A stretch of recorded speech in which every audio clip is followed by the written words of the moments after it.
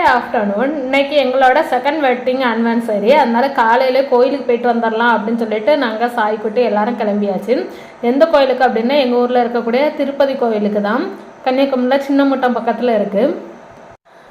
அவங்களுக்கு ஆஃபீஸ் இருக்கனால சீக்கிரமாக போயிட்டு வந்துடலாம் அப்படின்னு சொல்லிட்டு காலையில் 8 மணிக்கே போனோம். ஆனால் கோயில் நடை வந்து 9 மணிக்கு தான் திறக்கும் அப்படின்னு சொல்லிட்டாங்க. அதனால அங்கே வெயிட் பண்ணிட்டு இருந்தோம்.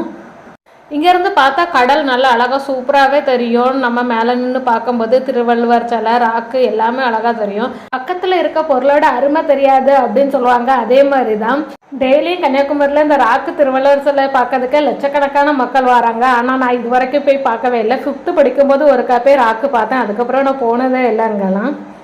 அடிக்கடி கன்னியாகுமரி பீச் பார்க்குறதுக்கு அப்படின்னு சொல்லிட்டுலாம் போவோம். டிக்கெட் எடுக்கலாம் அப்படின்னு சொல்லிட்டு பார்க்குறதுக்காண்டி போகும்போது அங்கே நல்லா கூட்டமாக இருக்கும். சரி நம்ம ஊரில் தானே இருக்குது, பிறகு பார்த்துக்கலாம் அப்படின்னு சொல்லிட்டே வந்துடுறது. பக்கத்தில் தான் அவங்க அக்கா வீடு. அங்கே போய் கேக்கெல்லாம் வெட்டிட்டு வந்தாச்சு.